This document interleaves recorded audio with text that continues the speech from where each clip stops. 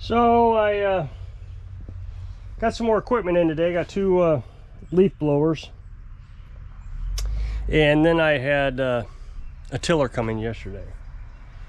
So I tell you, I've been researching since last night how to deal with customers.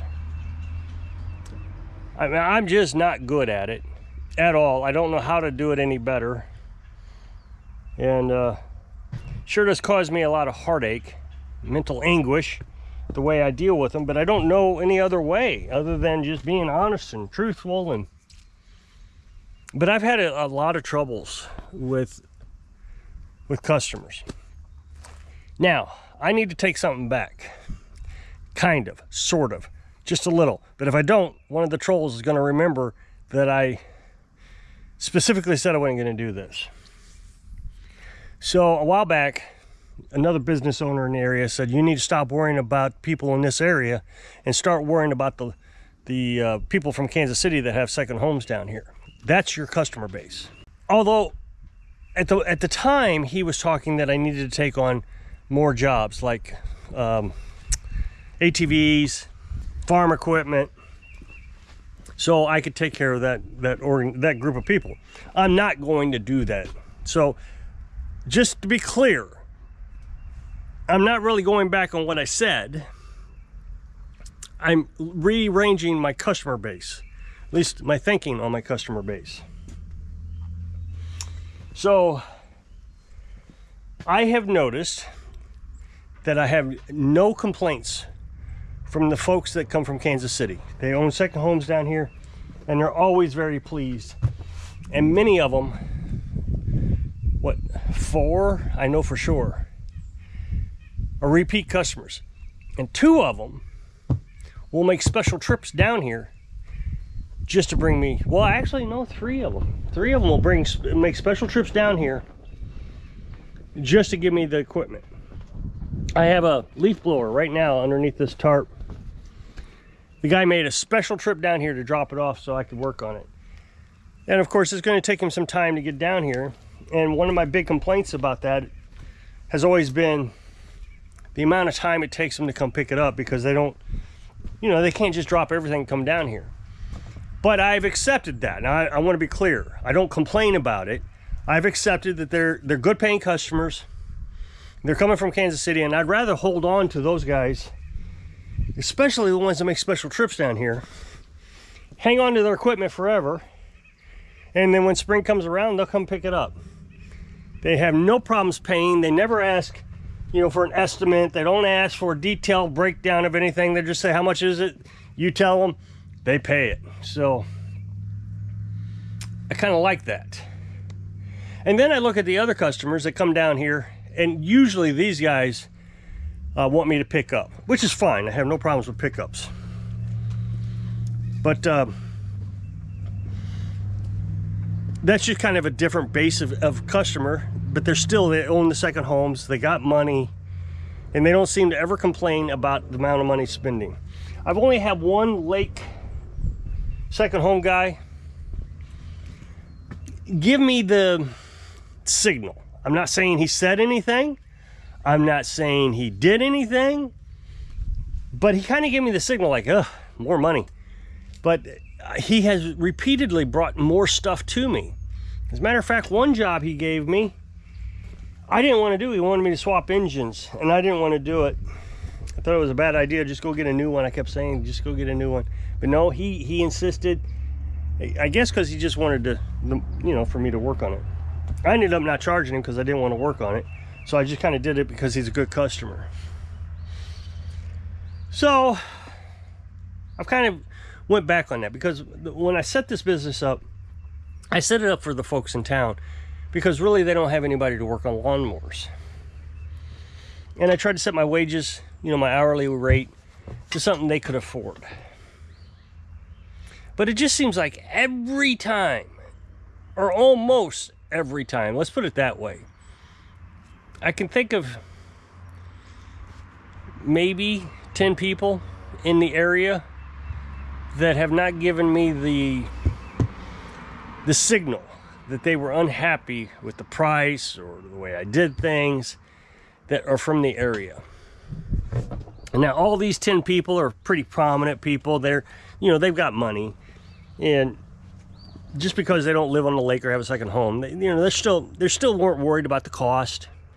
One of the ladies actually does a sympathy job. You know, she'll give me a job just for sympathy. Like in the middle of summer, winter, she'll go and, you know, call around to her neighbors. Hey, do you got anything he can work on? And I appreciate that. She's pretty good. But every other person that I've worked with has either given me that little signal like, they're not happy with it, or they're just downright difficult to deal with.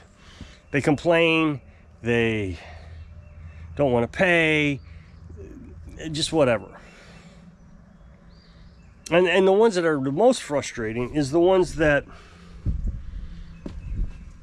you just turn down the work. I mean, there's one guy over the summer wanted me to work on a chainsaw, and it was from the 1970s, and I said, no, I don't think I'm going to work on that. I'm not going to be able to find parts. What do you mean you're not going to be able to find parts? You don't need parts for this. I just need the carburetor cleaned. Well, he didn't know what it needed. And so I didn't work on it. Well, apparently he found somebody else to work on it, because I've heard him running it. And that's great. I'm happy for him. But, you know, the word's out. Oh, he's a bad mechanic. He won't work on anything. No, I just didn't want to work on anything old and be liable for it. Here's what I'm getting. Carolyn and I have done a lot of talking about this in the last 12 hours. A lot. The folks around here don't see this as a business. They see it as a good old boy. And I know what they're talking about. Had a neighbor a long time ago, and he didn't run a business. He had a welder, and he was a really good welder. I mean, he actually did welding for a living, not as a business owner, but as as somebody that works for somebody. So he was home one time, and I needed just a little tack weld on a bearing. And I knew he was probably the only guy that would do it. And I said, hey man, if I got you a case of beer, would you tack weld that? Yeah, I could do that. And that's kind of the good old boy discount that I see. You know, you got a neighbor that just has a welder and he's willing to do something for a case of beer. That's great. But when you hang a sign and you say, okay, I do this for a living, that good old boy discount should just go away. And I see it as going away. But I see it with the car mechanics too. People dropping off their old jalopies over there that's, 1950. And they're expecting him to work on it. And he owns a reputable shop with, like a computer system and employees. He's got the code reader that hooks up to all the manufacturers, and that's an expensive thing to have, because I think they got to pay a monthly rate on that or something. Don't quote me, but I think they do. So, but everybody wants, that special discount, like hey, I've been in this town for 20 years, and I think I deserves a little favor, although they've never done anything. I mean, I charged so little money last year and the year before that the most everything says I'm undercharging, to a point where people are going to say things like, well, he's no good, he doesn't charge anything, that kind of stuff. So I did raise my prices this year, but nobody really knows I've raised my prices. But I was at the gas station the other day, and there's a local there, and he's buying 2-cycle oil, and he's talking to the cashier, and the cashier's saying, they're talking about this machine. He said, I got to fix my machine, and then, I'm buying this 2-cycle. I can see the price on the register. It was $18. Whatever it was he was buying was $18. And he was really upset that his machine wasn't running, and the cashier looked at me. I know he knows who I am. And he says, well, there's a guy down the hill that does it. He was talking about me. I know what it was a clear signal. Oh, I'm not paying that MF for anything. Oh my goodness, are you kidding me? He's GD overpriced. No, I'm not paying that kind of wage. He just went off.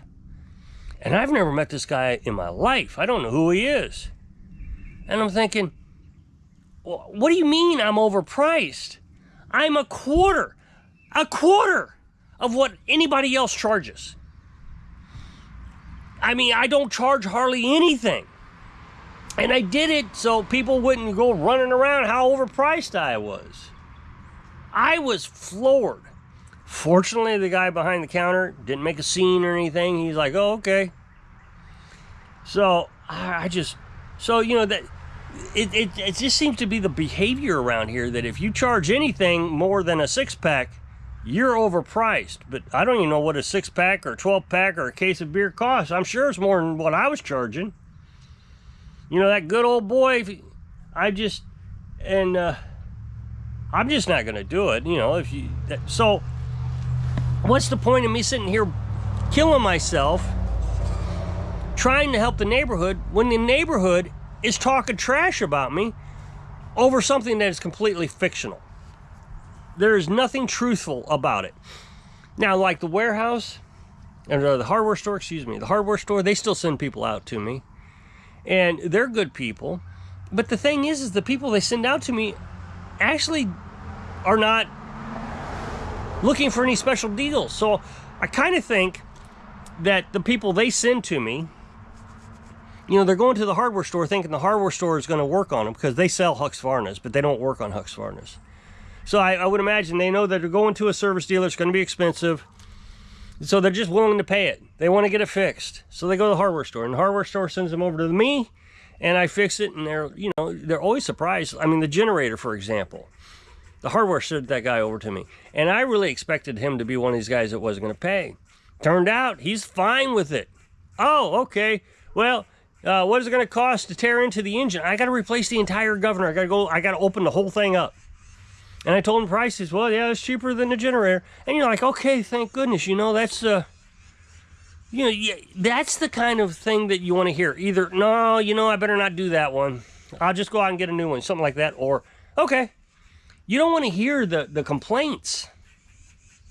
But it happens all the time. Last year, guy come over, wanted me to look at his lawnmower, see what was wrong with it. It was a zero turn. It's like made in 1900. I'm exaggerating. And he gets it all over here. And the crank shaft, the main shaft, has broke.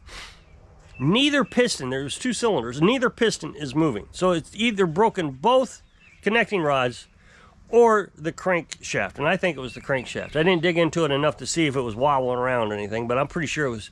That's a huge piece of hunk of metal that just, twisted in half and broke. So, call him up and tell him there's significant damage. Well, I just need to see that. So I had to get my endoscope out, and I had to show him that the piston was not moving in either cylinder. Well, I appreciate it. I'm going to have somebody so-and-so rebuild it over there in Columbia, Missouri. I mean, that's like, 4 hours away, 2 hours away. I don't know what it is. 3 hours away. So I did a free diagnostic, which I know the trolls just love to tell me that I need to do diagnostic, but I get a lot of business. But my point is, I did a free diagnostic, which I had no problem doing. It was, 10 minutes. But I didn't get the business. He wanted me to figure out what was wrong with it so he could send it up to his buddy in Columbia to have it fixed. And I thought, what kind of stuff is that?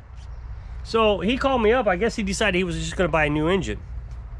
So he calls me up about a week later and says, yeah, I need you to come over to my place and help me take this engine off. I don't know how to do it. I'm like, no, I'm not going to do that. I'm having to fire a lot of customers from this area. And it happened again yesterday. Person brought this thing over, and the first thing I saw was it was, 40 years old. I mean, I saw it right off the bat. It had a flat head.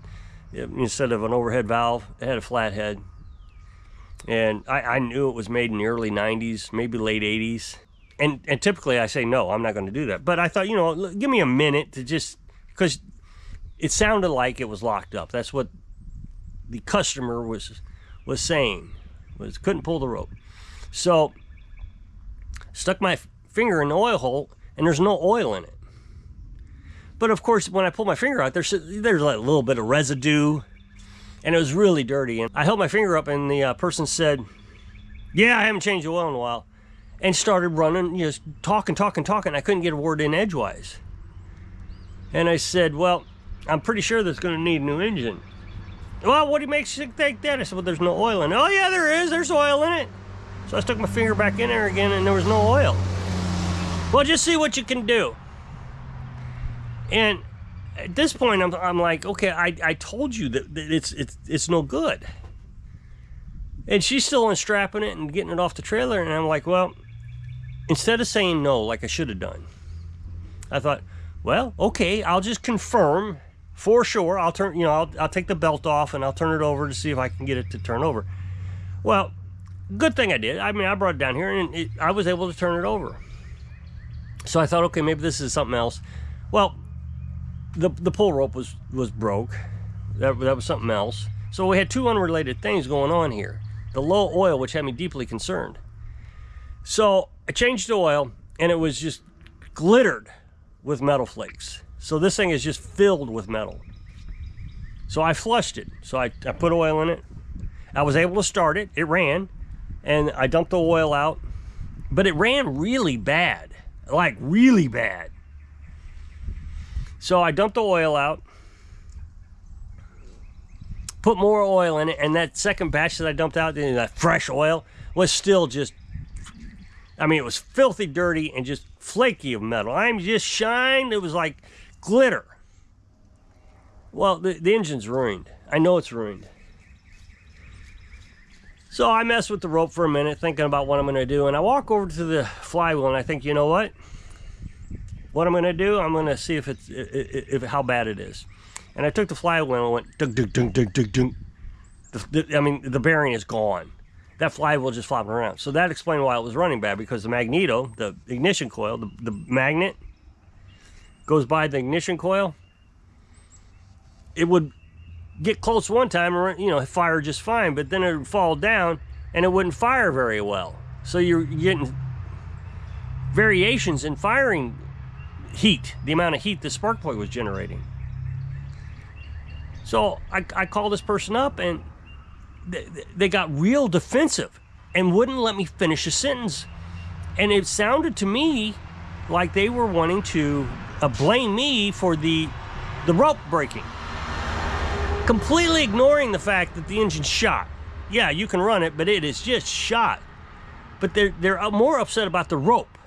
Now remember, the rope couldn't pull the rope. And they're saying, well, the last time we used it, it worked. No, the last time you used it, it wouldn't pull. And so I saw this turning into an argument. And I said, well, this is getting kind of combative, so I'm going to just put it all back together. I'm set up by the road, and you can come get it. Thank you. And I hung up. So, just another person I had to fire as a customer. And the whole thing, I'm pretty sure, I feel like, was just a manipulation to get me to fix their $20 auction item, what it was, what it was. It was a $20 auction item. So I don't know. I tried to deny the service, but I just felt like I wasn't being allowed to. So from now on, I'm just not going to do it anymore. As a matter of fact, the guy with the blower over here that's from Kansas City, he messaged me and said, I got a carburetor from a 1970s welder. Can you clean that for me? And I said, nah, I'm not going to do it. I have no way to test it to see if it's okay unless I put it back on the machine, because he was just going to bring the carburetor down, and I'm not going to be able to find parts for it. So I'm just going to take this year as a whole new approach and be just really cautious with the folks that live here full time, because it does seem like that they just want to bring their old junky stuff down and have me refurbish it for next to nothing, or a 6-pack of beer. So just going to rethink how I do business, I think. So if you'll click this up next box, it'll take you to a video over my other channel. I'll really appreciate it. Go check it out. So I hope I can inspire you to analyze everything, even when you're living your dreams. Thanks for watching.